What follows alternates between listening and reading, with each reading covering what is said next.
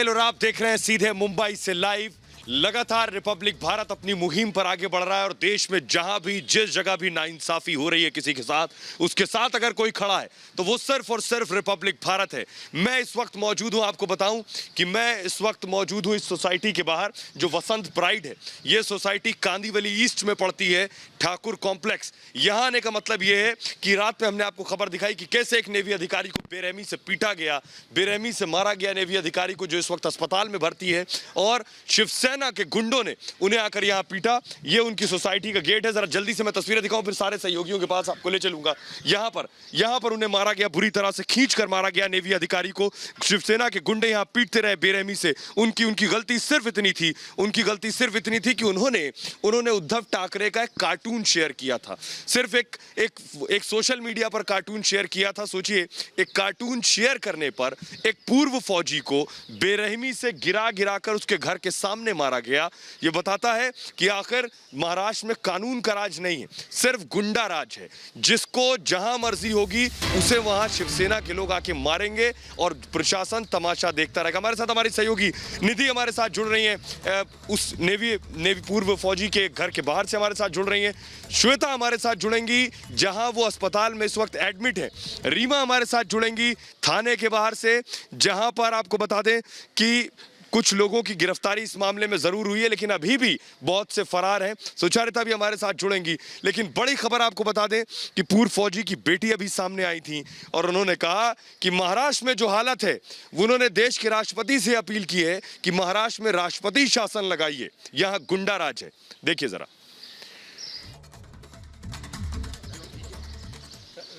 हाँ ठीक है, लेकिन उनकी आँख ठीक नहीं है अभी पेन कैसा है वो मुझे अभी नहीं मालूम है। अभी मैं जाऊंगी तब मालूम पड़ेगा। बाकी उनको और भी कई जगह चोटें लगी हैं? बहुत जगह लगी हैं।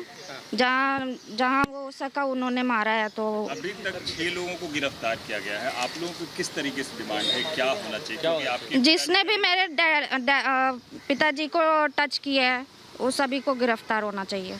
हाँ, अवेलेबल ऑफिस भी किया है गिरफ्तार है सब, मुंबई पुलिस बोल रही है, तो उनको बेल मिल जाएगी। तो आपको इसके बारे में कैसे लगता है? आपको लगता है स्टर्न चार्जेस लगाने चाहिए? और बहुत ज़्यादा लगाना चाहिए। बहुत सीरियस मैटर है ये, और इसको लाइटली लेंगे तो ये लोग किसी को भी मार डाल सकते हैं, और शायद किसको भी मार डाल दिया भी होगा। ये नहीं होती मेरे साथ तो मैं शायद मेरे डैडी को नहीं बचा पाती। रानी द्विवेदी जी। सैनिकों में कानून का डर नहीं है, वो तो सभी को पता है।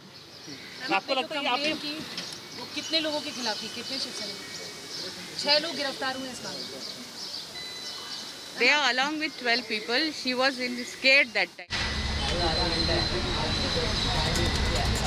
तो इस वक्त बीजेपी के एमएलए जो ओल्ड संजीवनी हॉस्पिटल में आए हैं, जिन्होंने मदन शर्मा, वेटरन मदन शर्मा से मुलाकात की है, उनका हाल जाना है। अतुल भाटकलकर हमारे साथ सीधे इस वक्त जुड़ चुके हैं। अतुल जी, आप अभी अंदर गए, मदन शर्मा ने आपसे क्या बातचीत की और उनकी हालत कैसी है? नहीं, मदन शर्मा जी की तबीयत अभी उस दृष्टि से ठीक है।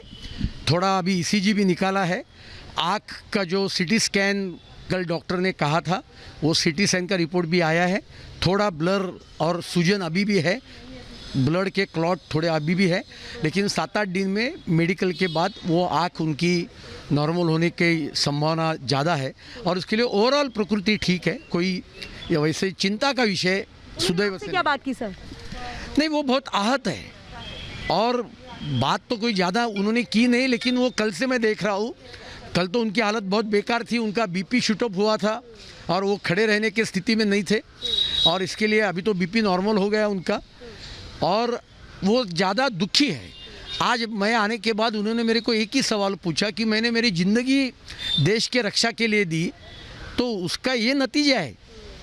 और उन्होंने कहा कि मैं तो कोई पार्टी के लिए काम कभी किया नहीं, मैंने देश के लिए काम किया, मैंने जात के लिए किया नहीं, प्रांत के लिए किया नहीं, किसी धर्म के लिए काम नहीं किया, मैंने देश के लिए काम किया, देश की रक्षा की, और फिर भी आप मेरे ऊपर हमला करते हैं। और वो भी एक कार्टून जस्ट मैंने फॉरवर्ड किया, और वो भी महाराष्ट्र में सेना से बड़ी हो गई है शिवसेना। बिल्कुल, उनको ऐसा लगता है कि अभी हम सबसे बड़े हो गए, लेकिन वो उनकी गलतफहमी है। डेमोक्रेसी में कॉमन मैन ये सबसे बड़ा होता है, लेकिन वो मस्ती में है सत्ता के मस्ती में है, हम कुछ भी कर सकते हैं। हम रिपब्लिक को दबाएंगे, हम पत्रकारों को दबाएंगे, हम बीजेपी को दबाएंगे, हम कॉमन व्यक्ति ठाकरे को माफी मांगनी चाहिए, आप लोग मांग करेंगे? बिल्कुल, ये मेरी मांग है कि हम सबके दबाव के कारण कल रात को लेट का होना उन्होंने उनको अरेस्ट किया। आज वो रिमांड लेने का प्रयास करेंगे, लेकिन सरकार ने स्पेशल वकील अपॉइंट करके ज़्यादा से ज़्यादा समय ये जेल में रहे, इस प्रकार की ये बात करनी चाहिए, पहली बात।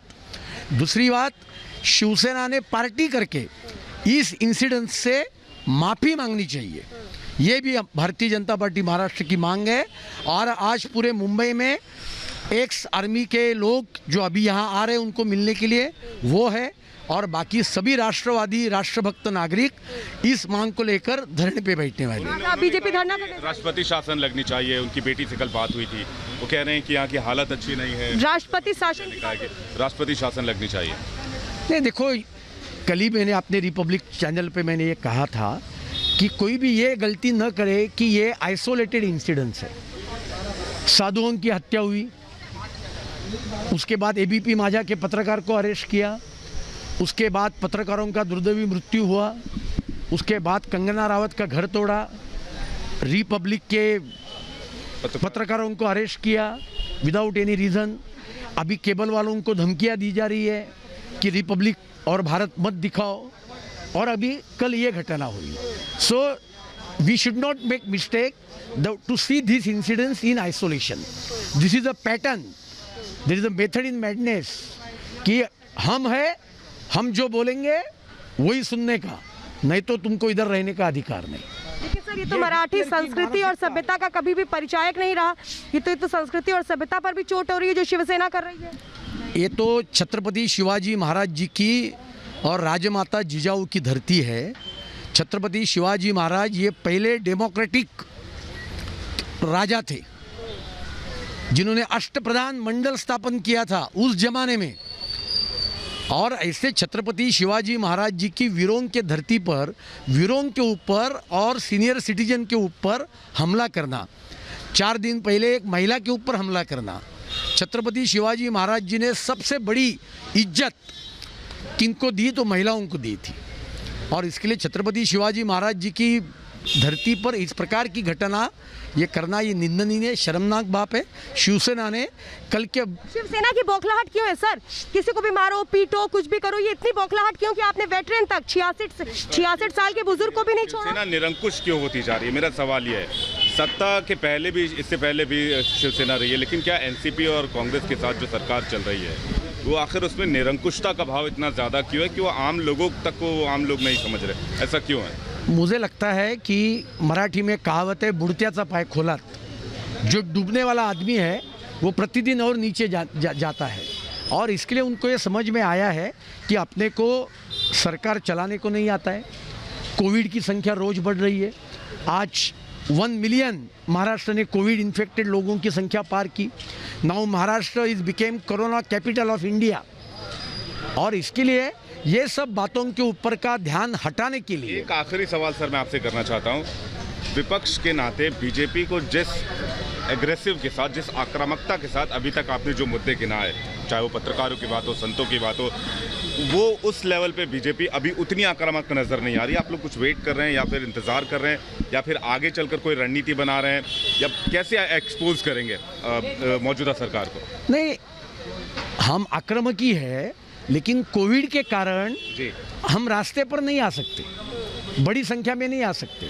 और भारतीय जनता पार्टी का पहले दिन से ये कहना है कि हमारा संघर्ष कोरोना से है, संघर्ष राज्य सरकार से नहीं है। हम सब ने मिलकर कोरोना से लड़ना चाहिए, और इसके लिए बड़ी संख्या में तो हम रास्ते पे उतर नहीं सकते, क्योंकि हमको कोरोना बढ़ाना नहीं है, कोरोना खत्म करना है। विकल्प क्या रह जाते हैं? और इसके लिए सोशल मीडिया है, आपके जैसे चैनल्स है जिनके थ्रू हम जनता तक पहुँच रहे। सर, अपनी नाकामियों को छिपाने के लिए क्या इस तरीके से मारपीट करके जनता को बिल्कुल बिल्कुल बिल्कुल 100 से ज़्यादा लोगों के ऊपर IT एक्ट में खटले दाखिल किए। ये क्या कारण है? लेकिन ये लोग क्यों भूल रहे हैं कि यही तो वो जनता, यही तो वो वेटरन्स है जिनके वोट से सरकार बनती है। सत्ता इनके दिमाग में गई है, और सत्ता के इसमें वो धुंध हो गए। आने वाले दिन में जनता इनको पूरी तरह से सबक सिखाएगी। अच्छा, आप लोग धरना करने जा रहे हैं आज जगह जगह, बीजेपी आज धरना कर रही है मुंबई में। यस मुंबई में जगह जगह धरना कर रही है यस यस। जवाब देने के लिए। नहीं, माफी मांगो। उद्धव सरकार माफी मांगे, उद्धव ठाकरे खुद माफी मांगे, ये क्या परिवार की भी मांगे सर? हाँ, उनके परिवार की और सभी निवृत्त सैनिकों की।